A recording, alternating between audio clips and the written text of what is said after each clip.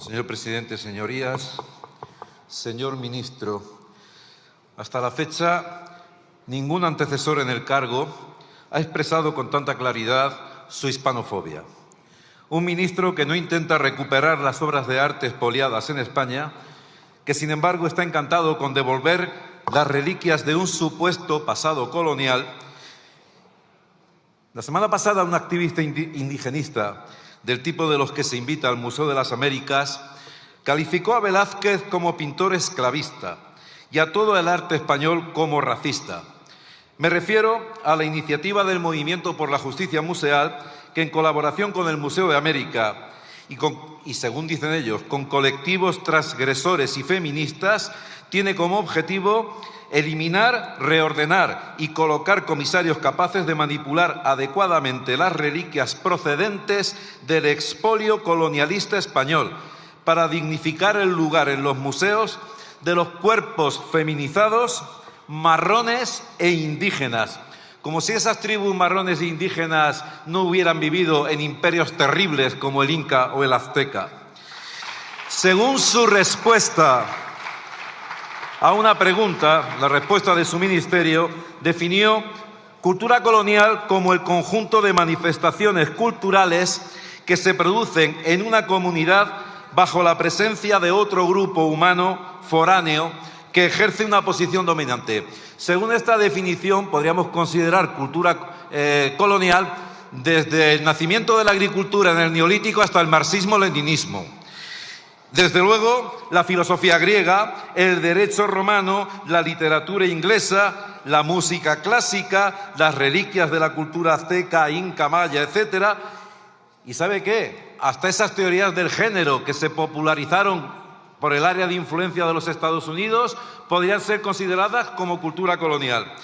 Con este criterio suyo, las leyes de Burgos de principios del siglo XVI, promulgadas por Fernando II, que elevaban a las naciones indias a la condición de sujetos de derecho, sometidos a las mismas leyes que un peninsular, serían cultura colonial. Cultura colonial serían los hospitales, catedrales, universidades construidas por los españoles en todo el mundo. Tendríamos nosotros que considerar que el acueducto de Segovia o el Teatro Romano de Mérida son reliquias coloniales, dado que se ajustan perfectamente a su definición de cultura colonial. Usted no quiere acabar con el pasado colonial. Usted lo que quiere es borrar la historia y hasta la antropología. Existe una palabra para definir todas estas aportaciones que hizo España en Hispanoamérica. No es cultura colonial, se llama sencillamente civilización.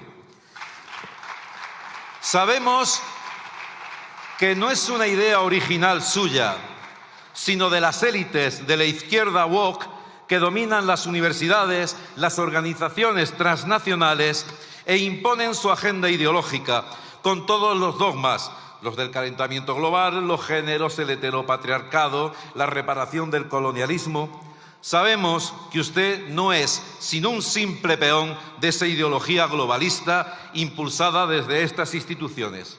Usted no es culpable de esto. Usted es culpable de sumarse críticamente a esta ideología delirante. Allá los demás con sus traumas y su vergüenza por haber construido factorías esclavistas como Leopoldo II en el Congo. España construyó más universidades en todo el mundo que Francia, Inglaterra, Bélgica, Holanda e Italia juntas. ¿Son esas universidades, según su criterio, residuos de cultura colonial? Una de las claves de la falsaria leyenda negra radica en asociar al Imperio Católico Español con la idea de imperio colonial, depredador y esclavista. No puedo reproducir aquí en el escaso tiempo que tengo la discusión sobre estos asuntos, pero aun reconociendo que en toda conquista se producen crímenes e injusticias, y España no fue una excepción, no vamos a caer en la leyenda rosa. No obstante, la norma básica que inspiró la acción española en América no fue la de un imperio colonial organizado bajo la norma del gobierno indirecto, sino la de un imperio generador en donde se reproducen las mismas instituciones políticas que en España. El imperio español no produjo factorías, nos encontramos con encomiendas y ciudades en donde la población procedente de las etnias de las naciones culturales precolombinas quedaba incorporada en la misma medida que la población peninsular y a través de instituciones análogas. Es una mentira completa, una invención el presentar los pueblos originarios, el indio, pero también aquí en España el celta, el catalán o el vasco, como una especie de unidad armónica de pueblos pacíficos, ecológicos y resilientes que perdieron su libertad y felicidad al ser invadidos por malvados españoles. ¿Alguien puede creer que los imperios precolombinos, marrones en la jerga de los activistas, no eran esclavistas, no practicaban crímenes rituales, no vivían bajo el yugo de etnias dominantes? Con esta lastimera moda de autoperdonarse, pretenden redimir las injusticias pasadas al tiempo que silencian las injusticias del presente, en donde, por ejemplo, China, en su codicia por las materias primas del suelo africano, aplica condiciones laborales análogas a las del esclavismo.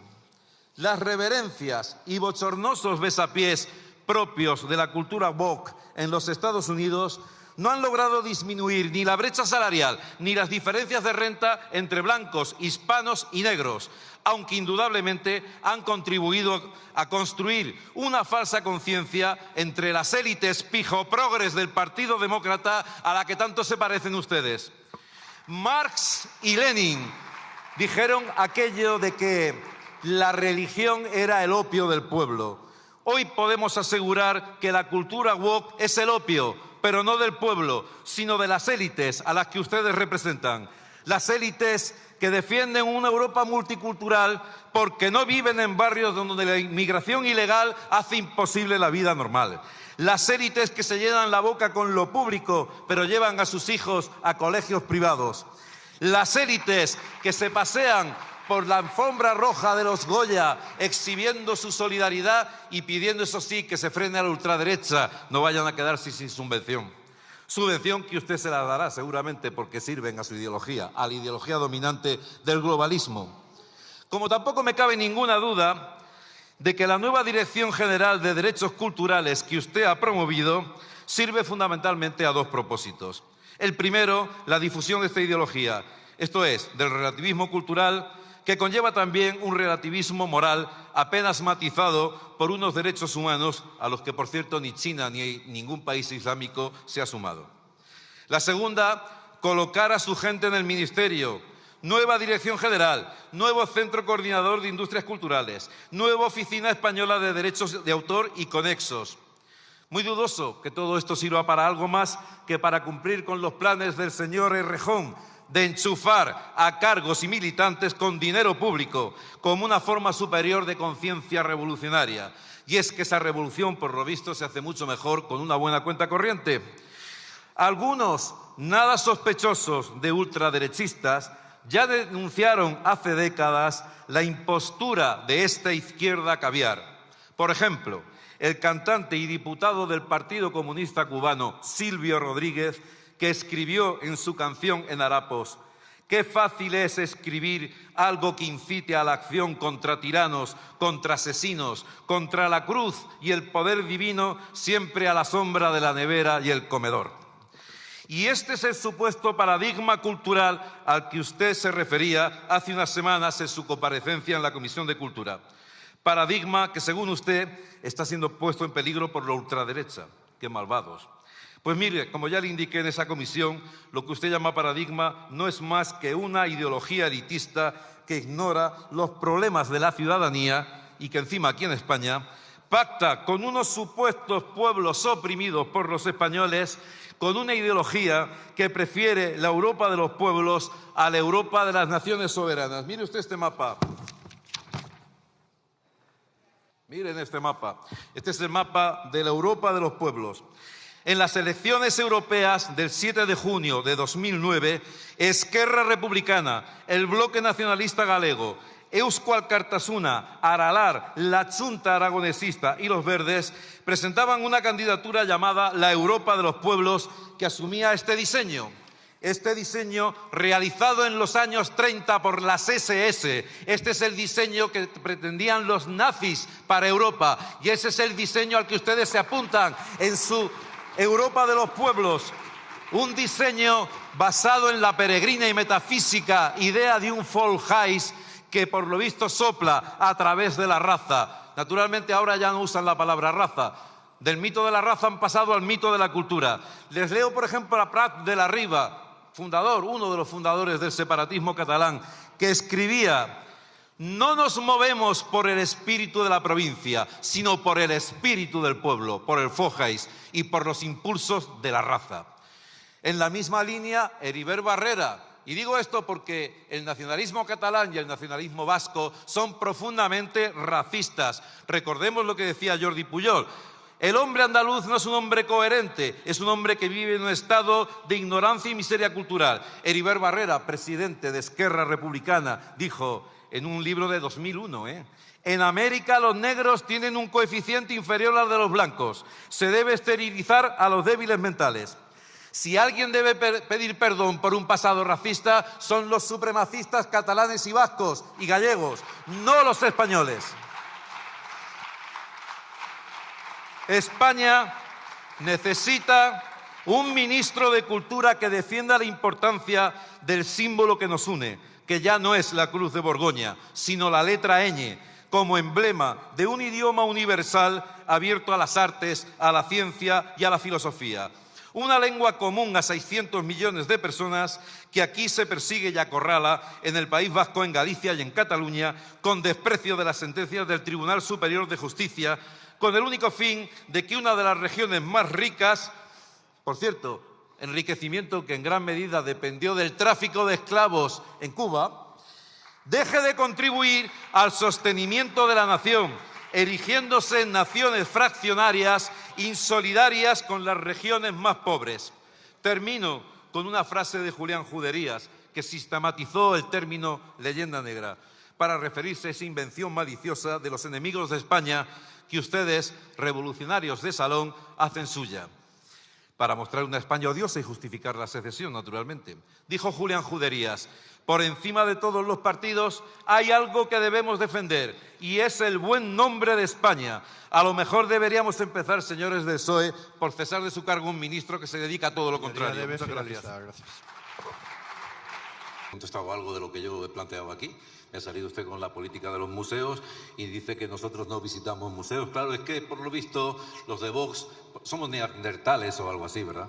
Mire usted, yo he visitado pues la mayor parte de los museos que hay en toda España, que efectivamente vertebran la nación, pero ¿sabe usted lo que vertebra verdaderamente la nación? La lengua española, esa que ustedes persiguen en todos sitios.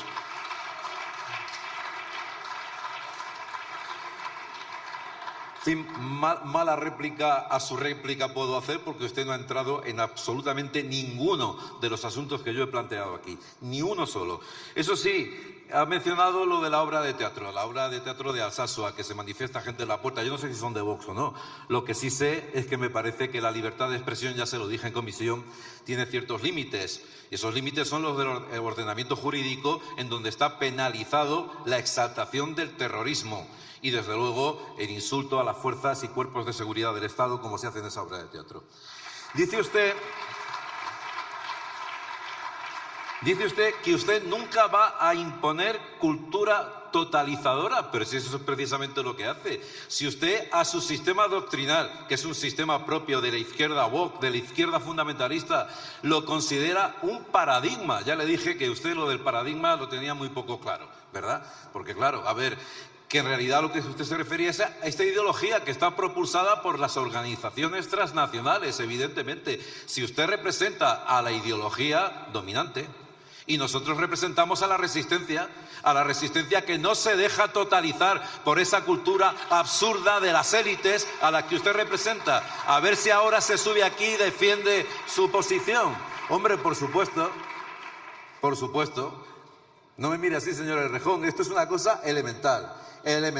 Ustedes representan a unas élites, no representan a los trabajadores españoles, no representan al campo español, no representan a la gente que vive en barrios degradados por el multiculturalismo que ustedes defienden.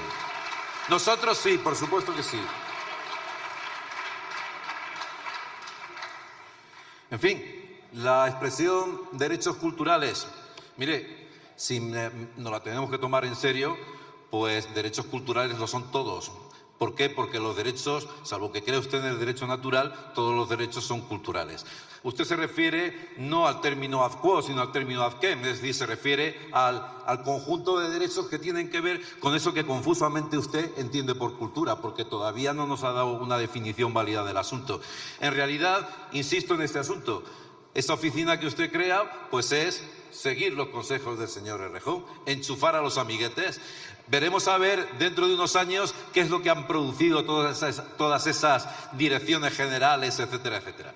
Veremos a ver qué es lo que han producido. Yo se lo digo de antemano, absolutamente nada. Esa retórica ideológica, esa demagogia que ustedes gastan y ese desprecio por los argumentos que ha demostrado usted al no contestar ni uno solo de los argumentos que yo le he propuesto. Me sobra tiempo porque ¿para qué lo voy a utilizar?